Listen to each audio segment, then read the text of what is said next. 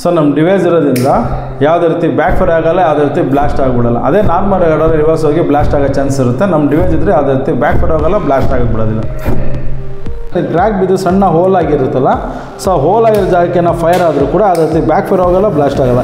So ಹೀಗೆ ಉರಿದು ಸ್ವಲ್ಪ ಪೈಪ್ ಮೆಲ್ಟ್ ಆಗಿ ಒಂದು ಸ್ವಲ್ಪ ಅಗಲ ಆಗ್ತಾ ಇದ್ದಂಗೆ, ಹೀಗೆ ಉರಿದು ಸ್ವಲ್ಪ ಅಗಲ ಆಗ್ತಾ ಇದ್ದಂಗೆ ಆಟೋಮೆಟಿಕ್ಕಾಗಿ ಆಟೋ ಆಫ್ ಆಗ್ಬಿಡುತ್ತೆ. ಹಾಯ್ ಹಲೋ ನಮಸ್ಕಾರ ಸ್ನೇಹಿತರೆ, ನಾನು ಅರುಣ್ ಕುಮಾರ್. ನೀವು ನೋಡ್ತಾ ಇದ್ದೀರಾ ಅವರ್ ಬಿಸ್ನೆಸ್ ಯೂಟ್ಯೂಬ್ ಚಾನಲ್. ನೀವು ಕಾರ್ ಓಡಿಸುವಾಗ ಸೀಟ್ ಬೆಲ್ಟ್ ಯೂಸ್ ಮಾಡ್ತೀರಾ ಸೇಫ್ಟಿಗೋಸ್ಕರ, ಬೈಕ್ ಓಡಿಸುವಾಗ ಹೆಲ್ಮೆಟ್ ಯೂಸ್ ಮಾಡ್ತೀರಾ, ಮನೆಯಲ್ಲಿ ಎಲೆಕ್ಟ್ರಿಸಿಟಿಗೋಸ್ಕರ DP ಟ್ರಿಪ್ ಯೂಸ್ ಮಾಡ್ತೀರಾ, ಹಾಗೆ ನಿಮ್ಮ ಮನೇಲಿರುವಂಥ TV ಇರ್ಬೋದು, ಫ್ರಿಡ್ಜ್ ಇರ್ಬೋದು, ಎಲ್ಲದಕ್ಕೂ ಸ್ಟೆಬಿಲೈಸರ್ ಯೂಸ್ ಮಾಡ್ತೀರಾ. ಆದರೆ ನಿಮ್ಮ ಮನೇಲಿ ಯೂಸ್ ಮಾಡುವಂಥ ಮೋಸ್ಟ್ ಡೇಂಜರಸ್ ಥಿಂಗ್ ಏನು ಗೊತ್ತಾ? Cylinder, gas. ಅದಕ್ಕೆ ನೀವು ಸೇಫ್ಟಿ ಏನು ಮಾಡ್ಕೊಂಡಿದ್ದೀರಾ? ಗ್ಯಾಸ್ ಯೂಸ್ ಮಾಡುವಾಗ ಏನೆಲ್ಲ ಸೇಫ್ಟಿ ಹಜಾರ್ಡ್ಸ್ ಇದೆ, ಅದ್ರಿಗೆಲ್ಲ ಏನು ಗೈಡ್ಲೈನ್ಸ್ ಇದೆ ನಾವು ನಿಮ್ಗೆ ಗೊತ್ತಾ? ಅದ್ರ ಬಗ್ಗೆ ತಿಳಿಸ್ಕೊಡೋಕ್ಕೆ ಇವತ್ತೊಬ್ರು ಮೀಟ್ ಮಾಡ್ತಾ ಇದ್ದೀವಿ. ಬನ್ನಿ. ನಮಸ್ತೆ ಸರ್. ಸರ್ ನಮಸ್ತೆ. ನನ್ನ ಹೆಸರು ಅರುಣ್ ಅಂತ, ಅವರ್ ಬಿಸ್ನೆಸ್ ಯೂಟ್ಯೂಬ್ ಚಾನಲಿಂದ ಬರ್ತಾ ಇರೋದು. ಸರ್, ಇವಾಗ ನಮ್ಮ ಮನೆಯಲ್ಲೆಲ್ಲ ಸಿಲಿಂಡರ್ಗಳು ಯೂಸ್ ಮಾಡ್ತಾ ಇದ್ದೀವಿ, ಅದಕ್ಕೆ ಸೇಫ್ಟಿ ಪ್ರಿಕಾಷನ್ಸ್ ಏನೆಲ್ಲ ಇರುತ್ತೆ ಸರ್? ಸರ್, ಇವಾಗ ನೋಡಿ, ಗೌರ್ಮೆಂಟ್ ಆಫ್ ಇಂಡಿಯಾ ನಮ್ಗೆ ಏನು ಮಾಡಿದೆ, 18 ಸೇಫ್ಟಿ ರೂಲ್ಸ್ ಕೊಟ್ಟಿದೆ. ಅದರಲ್ಲಿ ಫಸ್ಟ್ ಒನ್ ಏನು ಬರುತ್ತೆ, ಸಿಲಿಂಡ್ರಲ್ಲಿ ನಾವು ಸಿಲಿಂಡರ್ನ ಮನೆಗೆ ಒಳಗಡೆ ತೊಗೊಂಡು ಹೋಗ್ಬೇಕಂದ್ರೆ ಏನು ಮಾಡ್ಬೇಕಂತಂದರೆ, ಈ ಕ್ಯಾಪ್ ಏನಿದೆ ಇದನ್ನು ನೀವು ಬಾಗಿಲಿಂದ ಆಚೆನೇ ಓಪನ್ ಮಾಡಬೇಕು. ಒಳಗಡೆ ಬಂದು ಈ ಕ್ಯಾಪ್ ಓಪನ್ ಮಾಡಬೇಡಿ. ಯಾಕಂತಂದರೆ ನೋಸಲ್ ಏನಾದ್ರು ಲೂಸ್ ಆಗಿತ್ತಂದರೆ ಲೀಕೇಜ್ ಆಗೋದಕ್ಕೆ ಸ್ಟಾರ್ಟ್ ಆಗುತ್ತೆ. ಯಾವ ರೀತಿ ಲೀಕೇಜ್ ಆಗುತ್ತೆ ಅಂದರೆ, ಕೆಲವೊಂದು ನಾವು ಕೇಳಿದ್ದೇವೆ, ಈ ಕ್ಯಾಪ್ ರಿಟರ್ನ್ ನಾವು ಹಾಕೋದಕ್ಕೂ ಆಗಲ್ಲ, ಅಷ್ಟೊಂದು ಏನಾಗ್ತಾ ಇರುತ್ತೆ, ಫೋರ್ಸ್ ಆಗಿ ಗ್ಯಾಸ್ ಹೋಗ್ತಾ ಇರುತ್ತೆ. ಅದಕ್ಕೋಸ್ಕರ ಈ ಕ್ಯಾಪ್ನ ಏನು ಮಾಡಿ ಹೊರಗಡೆ ಓಪನ್ ಮಾಡಿ. ಸೆಕೆಂಡ್ ನೀವು ಗಮನಿಸಬೇಕಾಗಿರತಕ್ಕಂಥದ್ದು ಇಲ್ಲಿದೆ ನೋಡಿ, D28 ಅಂತ. D28 ಅಂದರೆ ಈ ಸಿಲಿಂಡರ್ದು ಎಕ್ಸ್ಪೈರಿ ಡೇಟು. ಇವಾಗ D20 ಅಂದರೆ ಯಾವ ರೀತಿ ABCD ಅಂತ ಇರುತ್ತೆ. ABCD ಅಂದರೆ ಇದೇನಿದೆ, ತಿಂಗಳುಗಳು. A ಅಂದರೆ ಜನವರಿ, ಫೆಬ್ರವರಿ, ಮಾರ್ಚು. B ಅಂದರೆ ಏಪ್ರಿಲ್, ಮೇ, ಜೂನು. C ಅಂದರೆ ಜುಲೈ, ಆಗಸ್ಟ್, ಸೆಪ್ಟೆಂಬರು. D ಅಂದರೆ ಅಕ್ಟೋಬರ್, ನವಂಬರ್, ಡಿಸೆಂಬರ್ ಅಂದಂಗೆ. ಸೊ ಅದು 12 ತಿಂಗಳಿಗೆ ABCD ಅಂತ ಕೊಟ್ಟಿದ್ದಾರೆ. ಇದು ಇವಾಗ 28 ಏನು ಮಾಡುತ್ತೆ, ವರ್ಷ, ಇಯರ್ ಇಂಡಿಕೇಟ್ ಮಾಡುತ್ತೆ, 2028 ಅನ್ನಂಗೆ. D28 ಅಂದರೆ ಡಿಸೆಂಬರ್ 2028ವರೆಗೂ ಈ ಸಿಲಿಂಡರ್ ನಾವು ಏನು ಮಾಡ್ಬೋದು, ಯೂಸ್ ಮಾಡ್ಬೋದು. ನೆಕ್ಸ್ಟು ಸಿಲಿಂಡ್ರಲ್ಲಿರ್ತಕ್ಕಂಥ ವಾಷರು. ಕೆಲವೊಂದು ಟೈಮಲ್ಲಿ ಸಿಲಿಂಡ್ರಲ್ಲಿ ಏನಾಗಿರುತ್ತೆ ಅಂತಂದರೆ, ಇವು ವಿತೌಟ್ ವಾಷರ್ ಬಂದಿರುತ್ತೆ ಅಥವಾ ಇದು ಕಟ್ ಆಗಿರುತ್ತೆ. ಇದನ್ನು ಗಮನಿಸ್ಕೋಬೇಕು, ಸಿಲಿಂಡ್ರಲ್ಲಿರ್ತಕ್ಕಂಥ ವಾಷರ್ನ. ಆರೆಂಜ್ ಕಲರ್ ಸುರಕ್ಷಾ ಪೈಪ್ ಮೇಲೆ ಮ್ಯಾನುಫ್ಯಾಕ್ಚರಿಂಗ್ ಡೇಟು ಮತ್ತು ಎಕ್ಸ್ಪೈರ್ ಡೇಟ್ ಇರುತ್ತೆ. 5 ವರ್ಷಕ್ಕೊಂದ್ಸಲ ನಾವು ಕಂಪಲ್ಸರಿ ಏನು ಮಾಡಬೇಕು, ಸಿಲಿಂಡರ್ ಇರ್ತಕ್ಕಂಥ ಈ ಪೈಪ್ನ ಚೇಂಜ್ ಮಾಡ್ಕೋಬೇಕು. ಈ ರೆಗ್ಯುಲೇಟ್ರು ನಾವು 12 ವರ್ಷಕ್ಕೊಂದ್ಸಲ ಚೇಂಜ್ ಮಾಡಬೇಕು. ಪ್ರತಿ 4 ವರ್ಷಕ್ಕೆ ಒಂದ್ಸಲ ಏಜೆನ್ಸಿ ಅವ್ರ ಕಡೆಯಿಂದ ಚೆಕ್ ಮಾಡಿಸ್ಬೇಕು, ಇದು ಕಂಡೀಷನ್ ಆಗಿದೆ ಅಲ್ಲ ಅಂತ. ಯಾವಾಗ ನಾವು ಸ್ಟೋವ್ ಆನ್ ಮಾಡ್ತೇವೆ, ಕಂಪಲ್ಸರಿ ಸ್ಟೋವ್ ಮುಂದೆನೇ ಇರಬೇಕು. ಇವಾಗ ಏನು ಮಾಡ್ತೇವೆ, ಹಾಲು ಇಟ್ಬಿಟ್ಟು ಹೊರಗಡೆ ಹೋಗ್ತೇವೆ, ಕುಕ್ಕರ್ ಇಟ್ಟ ತಕ್ಷಣ ಒಂದು 5 ವಿಸಿಲಕ್ಕೆ ಅರ್ಧ ಗಂಟೆ ಆಗುತ್ತೆ ಅಂತ ಹೊರಗಡೆ ಹೋಗ್ತೇವೆ. ಏನು ಹಾಲು ಉಕ್ಬಿಟ್ಟು ಆಫ್ ಆಗುತ್ತೆ, ಕುಕ್ಕರ್ ನೀರು ಬಿದ್ದು ಆಫ್ ಆಗುತ್ತೆ, ಸ್ಲೋ ಆಗಿಟ್ಟಿರ್ತೇವೆ. ಅವಾಗ ಜೋರಾಗಿ ಗಾಳಿ ಬಂದರೂ ಆಫ್ ಆಗಿಬಿಡ್ತದೆ. ಆಫ್ ಆದ ತಕ್ಷಣ ಏನಾಗುತ್ತೆ, ವಿತಿನ್ 1 or 2 ಮಿನಿಟ್ಸ್ ಅಲ್ಲಿ ಏನಾಗುತ್ತೆ, ಗ್ಯಾಸ್ ಸಪ್ಲೈ ಎಲ್ಲ ಕಡೆ ಸ್ಪ್ರೆಡ್ ಆಗುತ್ತೆ. ಅವಾಗ ನಾವು ಲೈಟ್ ಆನ್ ಮಾಡಿ ಮೊಬೈಲ್ ರಿಂಗ್ ಆರ್ ಏನಾಗುತ್ತೆ, ಫೈರ್ ಆಗುತ್ತೆ. ಅದಕ್ಕೋಸ್ಕರ ನಾವು ಯಾವಾಗ ಸ್ಟೋವ್ ಆನ್ ಮಾಡ್ತೀವಿ, ಕಂಪಲ್ಸರಿ ನಾವು ಮುಂದೆನೇ ಇರಬೇಕು. ಈ ಥರ ಸುಮಾರು ಸೇಫ್ಟಿ ಮೆಜರ್ಸ್ ನಾವು ಹೇಳ್ಕೊಂತ ಹೋಗ್ಬೋದು. ಸರ್, ಇವಾಗ ನಮ್ಮ ಡೇ ಟು ಡೇ ಲೈಫಲ್ಲಿ ನಾವು ಇದನ್ನೆಲ್ಲ ಫಾಲೋ ಮಾಡೋಕ್ಕಾಗಲ್ಲ ಸರ್. ಯಾಕಂದರೆ ಪರ್ಸ್ನಲಿ ಸ್ನೇಹಿತರೆ, ನನಗೇನೆ ಗ್ಯಾಸ್ದು ಇದೊಂದು ಪೈಪ್ ಚೇಂಜ್ ಮಾಡಬೇಕು, ಆಮೇಲೆ ಅದೊಂದು ವಾಷರು ಡ್ಯಾಮೇಜ್ ಆಗಿರೋ ಗ್ಯಾಸ್ ಲೀಕ್ ಆಗುತ್ತೆ. ಎರಡೇ ವಿಷಯ ಗೊತ್ತಿರೋದು.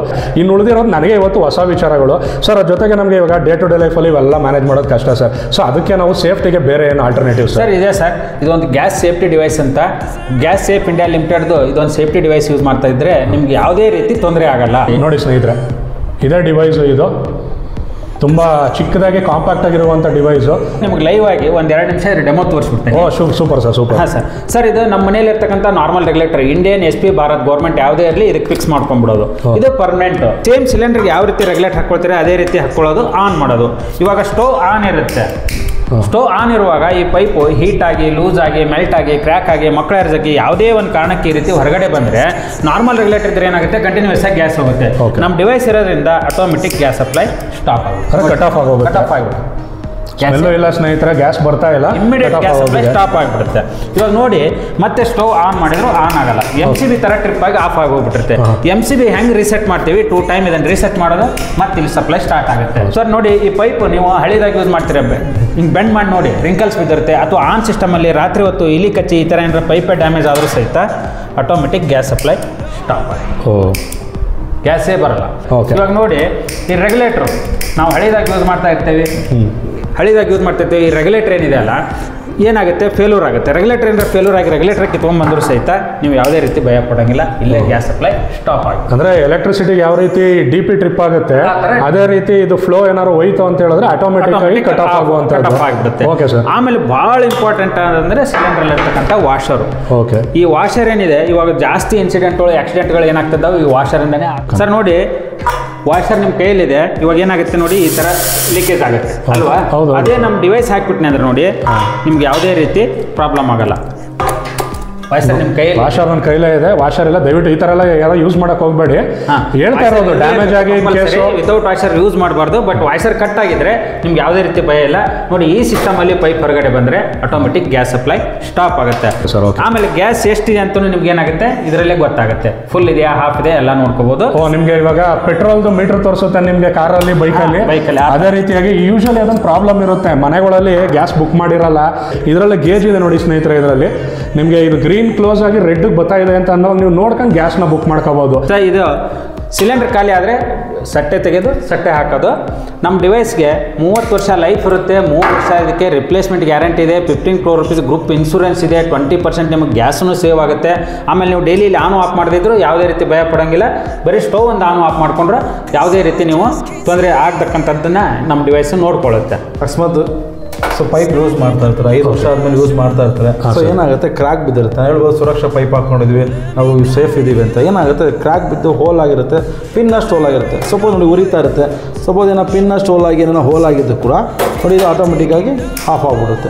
ಅಕಸ್ಮಾತ್ ಆ ಪಿನ್ನಷ್ಟನ್ನು ನಾವು ನೋಡ್ಕೊಂಡ್ರಲ್ಲ, ಕ್ರ್ಯಾಕ್ ಬಿದ್ದಿರುತ್ತೆ, ಯೂಸ್ ಮಾಡ್ತಾ ಇರ್ತೀರಾ ನೋಡಿ, ಆ ಪೈಪ್ಗೆ ನಾನು ಜಾಯಿಂಟ್ ಮಾಡಿದ್ದೀನಿ. ಸಪೋಸ್ ಆ ಪಿನ್ನಷ್ಟು ಹೋಲ್ ಆಗಿ ಏನೋ ಸರ್ ಗಾಳಿ ತಗಲಿ ಏನಾರ ಫೈರ್ ಆದರೂ ಕೂಡ ಸೊ ಯಾವುದೇ ರೀತಿ ಬ್ಯಾಕ್ ಫೈರ್ ಆಗಲ್ಲ, ಬ್ಲಾಸ್ಟ್ ಆಗೋದಿಲ್ಲ. ಸೊ ರಿವರ್ಸ್ ಹೋಗಕ್ಕೆ ಬಿಡೋದಿಲ್ಲ ಯಾವುದೇ ಕಾರಣಕ್ಕೂ. ಅಂದರೆ ನಮ್ಮ ಡಿವೈಸ್ ಇದ್ದರೆ ಯಾವುದೇ ಥರ ರಿವರ್ಸ್ ಹೋಗಲ್ಲ, ಬ್ಯಾಕ್ ಫೈರ್ ಆಗಕ್ಕೆ ಬಿಡೋದಿಲ್ಲ ನಿಮಗೆ. ಸೊ ಹೀಗೆ ಉರಿದು ಸ್ವಲ್ಪ ನೋಡಿ ಉರಿತಾ ಇದೆ, ಹೀಗೆ ಉರಿದು ಸ್ವಲ್ಪ ಪೈಪ್ ಅಗಲ ಆಗ್ತಾ ಇದ್ದಂಗೆ ಆಟೋಮೆಟಿಕ್ಕಾಗಿ ಆಫ್ ಆಗಿಬಿಡುತ್ತೆ. ಸ್ನೇಹಿತರೆ, ಅಂದರೆ ಸ್ಮಾಲ್ ಪಿನ್ ಹೋಲ್ ಆಯಿತು ಅಂತ ಹೇಳಿದ್ರೆ ಗ್ಯಾಸು ರಿವರ್ಸ್ ಆಗೋಗುತ್ತೆ, ಬ್ಯಾಕ್ ಫೈರ್ ಆಗುತ್ತೆ. ಬ್ಯಾಕ್ ಫೈರ್ ಆದ ಪ್ರಾಬ್ಲಮ್ ಅಂದರೆ ಸಿಲಿಂಡರ್ ಬ್ಲಾಸ್ಟ್ ಆಗೋ ಚಾನ್ಸಸ್ಸು ತುಂಬಾ ಹೈ ಇರುತ್ತೆ. ಇದರಲ್ಲಿ ಏನಾಗುತ್ತೆ ಅಂದರೆ ಅದು ರಿವರ್ಸ್ ಹೋಗೋದಕ್ಕೆ ಬಿಡಲ್ಲ ಇದು ಡಿವೈಸು. ಸೊ ಅಲ್ಲೇ ಬ್ಲಾಕ್ ಮಾಡುತ್ತೆ. ಸೊ ಸ್ಮಾಲ್ ಪಿನ್ ಹೋಲಿಂದ ಏನಿದೆ ಫೈರ್ ಬಂದು ಅದು ಮೆಲ್ಟ್ ಆಗಿ ಒಂಚೂರು ದೊಡ್ಡದಾಯ್ತಾರೆ ಆಟೋಮೆಟಿಕ್ ಕಟ್ ಆಫ್ ಆಗುವಂಥದ್ದು. ಸರ್ ಇದು ಡಿವೈಸ್ ಇವಾಗ ಎಲ್ಲೆಲ್ಲ ಸಿಗುತ್ತೆ ಸರ್? ಇದು ಎಲ್ಲಿ ತಗೊಳ್ಳೋದು, ಎಲ್ಲಿ ಪರ್ಚೇಸ್ ಮಾಡೋದು, ಇದ್ರ ಬಗ್ಗೆ ಒಂಚೂರು ನಮಗೆ? ಸೊ ಆಲ್ಮೋಸ್ಟ್ ಎಲ್ಲ ಕಡೆ ನಾವೇ ಸಪ್ಲೈ ಮಾಡ್ತಾ ಇದ್ದೀವಿ ಸರ್. ನಿಮಗೆ ಎಲ್ಲಿ ಬೇಕು ಅನ್ನೋ ಆಲ್ ಓವರ್ ಇಂಡಿಯಾ ಎಲ್ಲಿ ಬೇಕನ್ನೋ ಕಳಿಸು, ಹಳ್ಳಿ ಎಲ್ಲರೂ ಸ್ಪೀಡ್ ಪೋಸ್ಟು ಪ್ರೊಫೆಷನಲ್ ಕೊರಿಯರ್ ಹಾಕ್ಕೊಡ್ತೀವಿ ನಿಮಗೆ. ಬೆಂಗಳೂರು ಆದರೂ ನಿಮಗೆ ಮನೆಗೆ ಕಳಿಸ್ಕೊಡ್ತೀವಿ, ನಿಮಗೆ ಎಕ್ಸ್ಟ್ರಾ ಚಾರ್ಜಸ್ ಇರೋದಿಲ್ಲ, ಮನೆಗೆ ಬಂದು ಇನ್ಸ್ಟಾಲೇಷನ್ ಮಾಡ್ಕೊಡ್ತೀವಿ. ಸ್ನೇಹಿತರೆ, ಬೆಂಗಳೂರು ಸಿಟಿ ಒಳಗಡೆ ಆಯಿತು ಅಂದರೆ ಮನೆಗೆ ಬಂದು ನಿಮಗೆ ಡೆಮೋ ಕೊಟ್ಟು ಯಾವ ರೀತಿ ಯೂಸ್ ಮಾಡಬೇಕು ಅನ್ನೋದನ್ನ ಇನ್ಸ್ಟಾಲೇಷನ್ ಮಾಡಿ ಹೋಗ್ತಾರೆ. ಅದರ್ ದನ್ ಬೆಂಗಳೂರು ಬೇಕು ಅಂತ ಹೇಳಿದ್ರೆ ನಿಮಗೆ ಸೊ ಅದರ ಚಾರ್ಜಸ್ ಏನಾದ್ರು extra charges? Okay, extra charges ಏನೋ ಕೊರಿಯರ್ ಚಾರ್ಜಸ್ ಏನು ಇಲ್ಲದ್ರೆ ಎಲ್ಲ ಇನ್ಕ್ಲೂಡಿಂಗು ನಿಮಗೆ 1800 rupeesಗೆ ನಿಮಗೆ ಡೈರೆಕ್ಟಾಗಿ ನಿಮ್ಗೆ ಸಿಗುವಂಥದ್ದು. ಸರ್ ಇದು ಆನ್ಲೈನ್ ಸಿಗುತ್ತಾ? ಯಾಕೆ ಕೇಳ್ತಾ ಇರೋದಂದ್ರೆ ಏನೇ ಒಂದು ವಿಡಿಯೋ ನೋಡಿದ್ರು ನಮ್ಮ ವೀಕ್ಷಕರು ಏನಿದ್ದಾರೆ ಫಸ್ಟ್ ಫ್ಲಿಪ್ಕಾರ್ಟ್, ಅಮೆಝಾನ್ ಈ ಥರ ಆನ್ಲೈನಲ್ಲಿ ಸರ್ಚ್ ಮಾಡ್ತಾರೆ. ಆನ್ಲೈನ್ ಸಿಗುತ್ತಾ ಸರ್? ನೋಡಿ, ಈ ಕಂಪ್ನಿ ಕಡೆಯಿಂದ ಡೈರೆಕ್ಟ್ ಆಗಿ not for online sale. Okay sir, okay, not for online sale. ಯಾಕಂತಂದ್ರೆ ಈ ನಮ್ಮ ಪ್ರಾಡಕ್ಟ್ ನಾವು ಚೆಕ್ ಮಾಡಿಬಿಟ್ಟು ಕೊಡಬೇಕು. ನಮ್ಮ ಕಂಪ್ನಿ ಏನ್ ಮಾಡಿದ್ರೆ ಆನ್ಲೈನ್ ಸೇಲ್ ಮಾಡ್ತಾ ಇಲ್ಲ. ಸೊ ಡೈರೆಕ್ಟ್ ನಾವು ಕೊಡ್ತೀವಿ, ಇದನ್ನ ಚೆಕ್ ಮಾಡಿಬಿಟ್ಟು ಎಲ್ಲ ತಮ್ಮ ತೋರಿಸ್ಬಿಟ್ಟು ಇದನ್ನು ಕೊಡ್ತಕ್ಕಂಥದ್ದು. ಹಾಗಾಗಿ ಫ್ಲಿಪ್ಕಾರ್ಟ್ ಆಗಲಿ ಅಮೆಝಾನ್ ಆಗಲಿ ನಮ್ಮ ಡಿವೈಸ್ ಸಿಗಲ್ಲ. ಅಂದರೆ ಅವರು ಪರ್ಸನಲಿ ಚೆಕ್ ಮಾಡಿ ಇದು ಡಿವೈಸ್ಗಳನ್ನ ಕೊಡೋದ್ರಿಂದ ಸ್ನೇಹಿತರೆ ಆನ್ಲೈನಲ್ಲಿ ಅದು ಸಿಗಲ್ಲ ಸರ್. ಇದು ಆಮೇಲೆ ಸೇಫ್ಟಿ ಇದಕ್ಕೆ ಏನಾದ್ರು ಇನ್ಶೂರೆನ್ಸ್ ಈ ಥರದ್ದು ಏನಾದ್ರು ಇದೆಯಾ ಸರ್? ಇದಕ್ಕೆ government of India government insurance ಇರುತ್ತೆ. ಅಶ್ಯೂರೆನ್ಸ್ ಕಂಪ್ನಿದು ಗ್ರೂಪ್ ಇನ್ಶೂರೆನ್ಸ್ 15 crore rupees ಇರುತ್ತೆ. ಒಂದು ಕ್ಲೇಮ್ ಬಂದ್ಬಿಟ್ಟು 25 ಲಕ್ಷ ರೂಪಾಯಿ ಆಗುತ್ತೆ. ಇನ್ ಕೇಸ್ ಪ್ರಾಪರ್ಟಿ ಆಗಿದೆ, ಡೆತ್ ಏನೇ ಆಗಿದ್ರು ಸಹಿತ ಇನ್ಶೂರೆನ್ಸ್ ಕ್ಲೇಮ್ ಆಗುತ್ತೆ.